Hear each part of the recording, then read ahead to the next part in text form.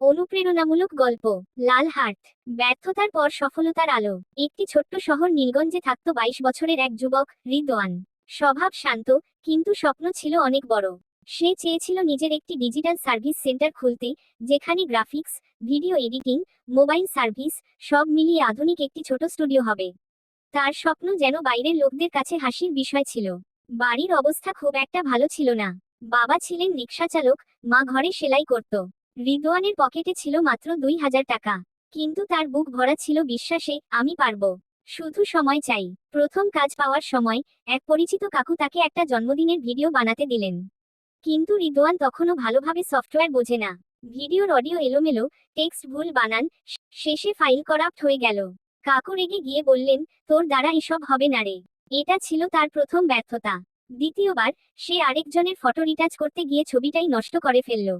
মুখের রং এমন অদ্ভুত দেখাচ্ছিল যে গ্রাহক ছবিটা দেখে সরাসরি বলেছিল, ভাই, এটা ছবি না, মুখে মাটি মাখানো মানুষের পোস্টার। এটাও ব্যর্থতা। এভাবে দিন যেতে লাগলো। তৃতীয়বার পোস্টার প্রিন্ট ভুল সাইজে।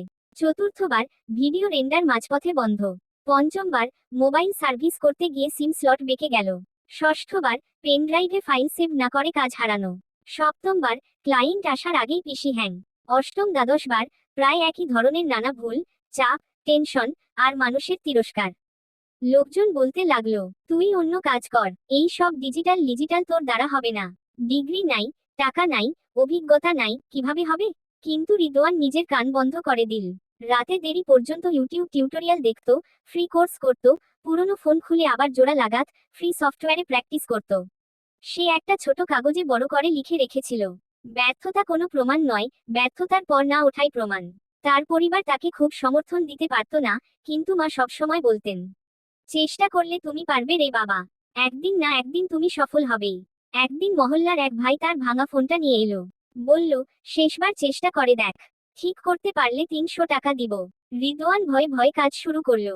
মোবাইলটা খুললো, পরিষ্কার করলো, কিছু কানেকশন টাইট করলো, কিছু সফট রিসেট করলো। 2 ঘন্টা পর ফোনটা হঠাৎ চালু হয়ে গেল। ভাইটা চমকে গেল, খুশিতে বলল, আরে ভাই, তোমার হাত তো সোনার। তুমি এটা দিয়ে অনেক দূর যাবে। এই একটা সফলতার মুহূর্ত রিদওয়ানকে জ্বালিয়ে দিল ভিতর থেকে। এটাই ছিল তার 13 ব্যর্থতার পর প্রথম সফলতা। এর পরদিন থেকে সে আরো মনোযোগী হয়ে কাজ করতে লাগলো। মোবাইল সার্ভিসের ছোট কাজগুলো আসতে লাগলো। কারো স্পিকার ঠিক হলো, কারো চার্জিং পোর্ট ঠিক হলো, কারো সফটওয়্যার সমস্যা সমাধান হলো।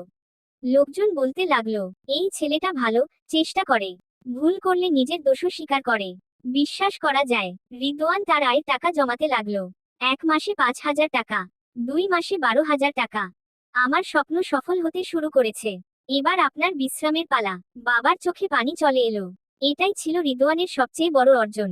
আজ নীলগঞ্জে তার ছোট্ট দোকান একটা পরিচিত জায়গা। যারা তাকে আগে ব্যর্থ বলতো, তারা এখন তাকে সম্মান করে। যারা বলতো হবে না, তারাই এখন বলে। ভিউয়ার্স, আপনারাও যার যার মতো কাজে লেগে থাকুন, সফলতা একদিন আসবেই। Never give up. কখনো হাল ছেড়ো না। সফলতা শুধু টাকা উপার্জন না, অনেক দিক দিয়ে সফলতা হতে পারে, সেটা যার যার ব্যক্তিগত। এই রকম আরো গল্প পেতে পেজ ফলো, লাইক, শেয়ার দিয়ে সাথে থাকুন। আর ইউটিউবে সাবস্ক্রাইব করুন। ধন্যবাদ সকলকে।